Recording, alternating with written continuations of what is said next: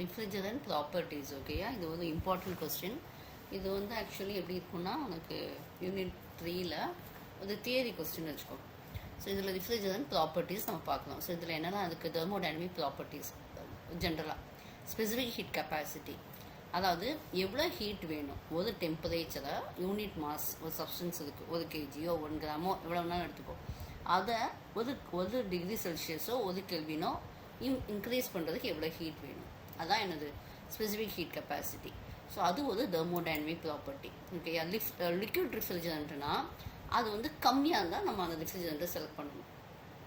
ஓகேயா, ஏன் அப்படி என்ன ஆகிடும் அப்படின்னு சொன்னால், அது கம்மியாக இருந்துச்சு அப்படின்னு சொன்னால் உனக்கு என்ன ஆகிடும்னா லிக்விட் அது, அப்போ சப்கூலிங் ஈஸியாக இருக்கும். ஓகே, சப்கூலிங் வந்து உனக்கு ரொம்ப ஈஸியாக இருக்கும். அடுத்த இது உனக்கு வந்து இஃப் இட் இஸ் வேப்பர் ரிஃப்ரிஜரண்ட்டாக இருந்தால் ஹை ஸ்பெசிஃபிக் ஹீட்டாக இருந்தால் என்ன பண்ணிடணும், உனக்கு ஹையர் ஸ்பெசிஃபிக் ஹீட்டாக இருந்தால் நிறைய ஹீட்டை அப்சர்வ் பண்ணும். எவாப்பரேட்டரில் போகும்போது அதை என்ன பண்ணணும், எவாப்பரேட்டர் இருக்கிற மாதிரி அதில் வந்து என்ன பண்ணும் எனக்கு தெரியும்ல, எவாப்பரேட்டரில் போகும்போது இதை அப்சர்வ் பண்ணிவிட்டு அது வேப்பர் ஆகும். Okay, so these are some qualifications. அடுத்தது நெக்ஸ்ட் தெர்மோடைனமிக் ப்ராப்பர்ட்டி வந்து high latent heat of vaporisation. இதில் என்ன நடக்கும் அப்படின்னு சொன்னால், இந்த refrigerant should absorb a large amount of heat. ஓகேயா, ஃபேஸ் சேஞ்ச் நடக்கும்போது ரிஃப்ரிஜரண்ட்டால் நிறைய ஹீட்டை அப்சர்வ் பண்ணக்கூடிய குவாலிஃபிகேஷன். ஓகே, ஸோ அது இஃப் இட் இஸ் ஹையாக இருந்தால் ஹையர் கூலிங்காக இருக்கும். ஸ்மாலாக இப்போ அதுக்கு வந்து உனக்கு ஃபேஸ் சேஞ்ச் அப்போ வந்து நிறைய ஹீட் அப்சர்வ் பண்ணுச்சுன்னா கொஞ்சம் ரிஃப்ரிஜரண்ட் போதும். ஓகே, அதிகமாக ரிஃப்ரிஜரண்ட் இருந்ததுன்னா கம்ப்ரஸருடைய ஒர்க் அதிகமாகும். ஸோ இது higher heat first specific heat எடுத்துக்கோங்க, higher heat of latent heat of vaporisation. அடுத்து லோ பாய்லிங் பாயிண்ட். உனக்கு வந்து என்ன இருக்கும் அப்படின்னு சொன்னால், it should boil at low temperature at low pressure. என்ன ஆகிடும் அப்படின்னு சொன்னால், இது வந்து என்ன பண்ணிக்கலாம், ஆனால் ஃப்ரீசர்ஸ்க்கெலாம் நம்ம ஈஸியாகவே நமக்கு வந்து யூஸ் பண்ணிக்கலாம். ஓகேயா, ஸோ இதெல்லாம் வந்து லோ பாயிலிங் பாயிண்ட்டும் அண்ட் எவாப்ரேட்டிங் ப்ரெஷர் வந்து இப்படி இருக்கணும்.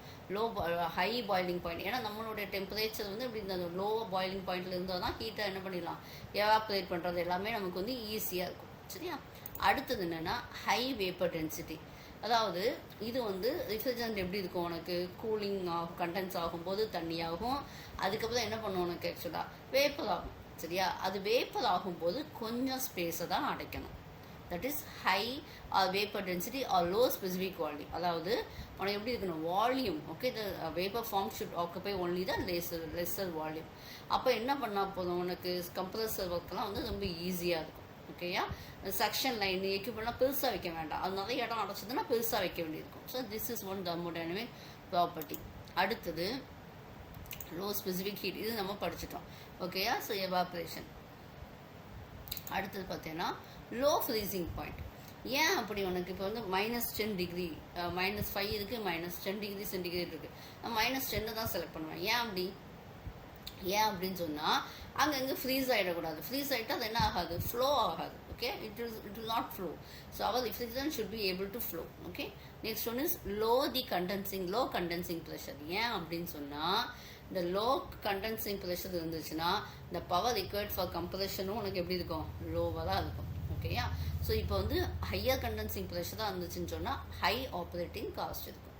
சரியா, ஸோ இதெல்லாம் வந்து தெர்மோடைனமிக் ப்ராப்பர்ட்டிஸ். ஓகேயா, பாயிலிங் பாயிண்ட் வந்து லோவாக இருந்துச்சுன்னு சொன்னால் ஹை கண்டென்சிங் ப்ரெஷர், இது ரெண்டுமே கொஞ்சம் வைஸ் வர்ஸாவாக இருக்கும். பாயிலிங் பாயிண்ட் ஹையாக இருந்துச்சுன்னா சென்ட்ரிஃபியூகல் கம்ப்ரஸர். இது நம்ம பார்த்துக்கணும், நமக்கு தேவைக்கு ஏற்ற மாதிரி யூ கேன் யூஸ் திஸ். ஓகேயா, இது ரொம்ப இம்பார்ட்டன்ட் வந்து ஹை எவாப்ரேட்டர் ப்ரெஷர். எவாப்ரேட்டர் நமக்கு தெரியும் ரைட்டா, என்ன நடக்கும் அங்கே உனக்கு அந்த லிக்விட் ரெஃப்ரிஜரண்ட் வந்து நம்ம கம்ப்ரஸ் பண்ணி போகக்கூடியது என்ன ஆகிடும், எவாப்ரேட் ஆகி உனக்கு ப்ராசஸ் நடக்கும். எவாப்ரேட்டுக்கு அப்புறம் தான் என்ன ஒன்று எக்ஸ்பான்ஷனுக்கு போகுது.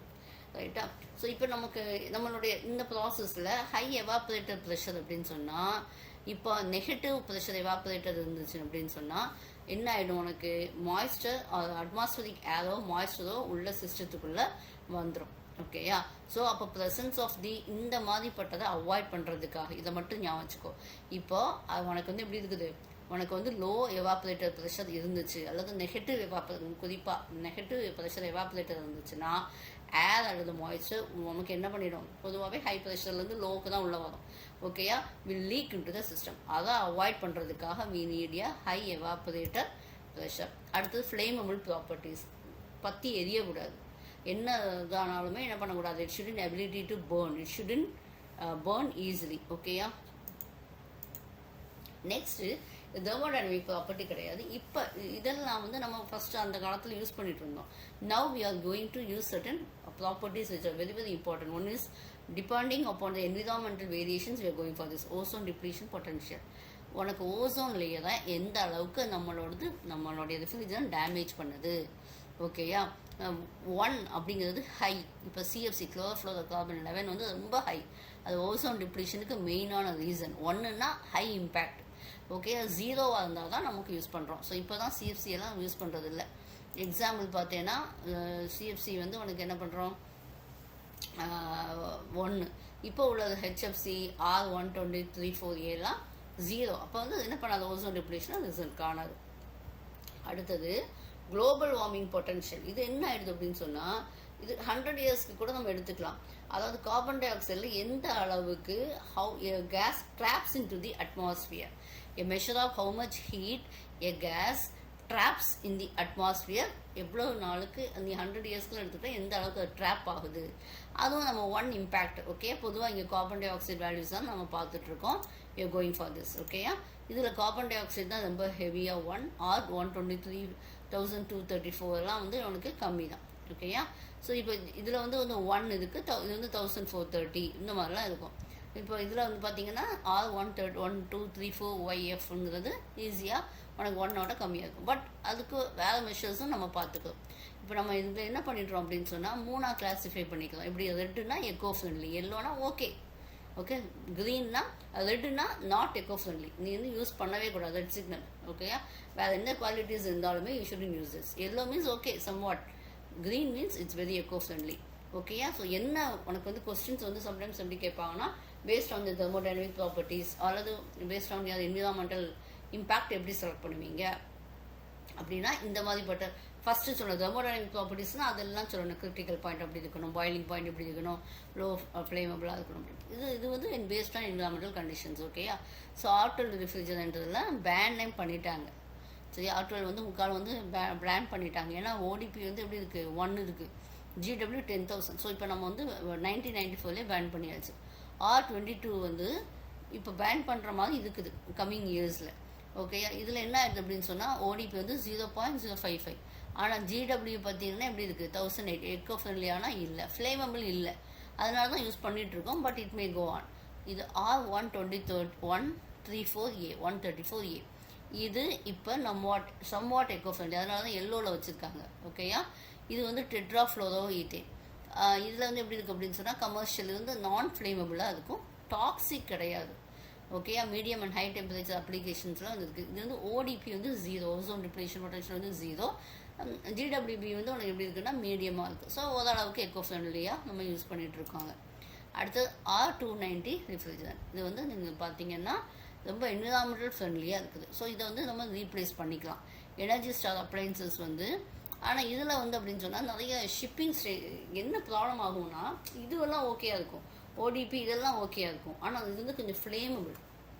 இந்த பச்சைங்கிறது எது, green indicates regarding only environmental concern. இப்போ பார்த்தா என்ன தெரியும், ஓடிபி வந்து 0 தான். ஓகே, GWBயும் லோ தான், 6 தான். எக்கோ ஃப்ரெண்ட்லினா எஸ் தான், ஆனால் எப்படி இருக்குது, ஃப்ளேமபிளாக இருக்குது. அப்போ நம்ம அதை ஸ்டோர் பண்ணுறதோ அதர்வைஸ் ஈவன் உனக்கு ஷிப்பிங் பண்ணும்போதோ ரொம்ப கேர்ஃபுல்லாக நம்ம வந்து பண்ணுற மாதிரி இருக்கும். ஓகேயா? அடுத்தது R410A. அப்போ இதில் எப்படி இருக்கும் அப்படின்னு சொன்னால் ஹைட்ரோஃப்ளோரோ கார்பன். இது ஓகே, ஓடிபி ஓகே, GWயும் இது வந்து எக்கோ ஃப்ரெண்ட்லி ஓகே. பட் இது கூட என்ன பண்ணுறாங்க அப்படின்னு சொன்னால், இப்போ அதில் ஃப்ளோரோ கார்பன்ஸ் காம்பனன்ஸ் இருக்கனால உனக்கு GWB வந்து 2088 இருக்குது. ஸோ அதனால் இப்போவுமே கூட என்ன பண்ணிடலாம், தே மே கோ ஃபார் சேஞ்சிங் இட். அடுத்து R450A.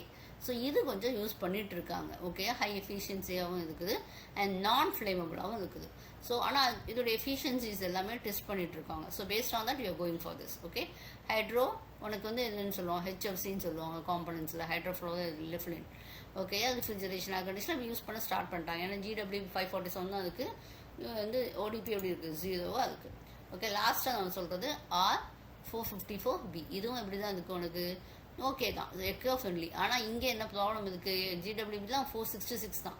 ஆனால் what is the major factor which is affecting ஃப்ளேமபிள்னா yes. So based on this தான் நீ என்ன பண்ணிக்கணும், உங்களுடைய ஃபஸ்ட்டு வந்து தெர்மோடைனமிக் ப்ராப்பர்ட்டிஸ் பேஸ் பண்ணி எப்படி செலக்ட் பண்ணுவீங்கன்னா இப்படியெல்லாம் சொல்லணும். ஃப்ளேவபிள் இல்லாததாக இருக்கணும் எனக்கு, ஓகே பொல்யூட் பண்ணாததாக இருக்கணும், இந்த மாதிரிலாம் நீங்கள் சொல்லிக்கணும்.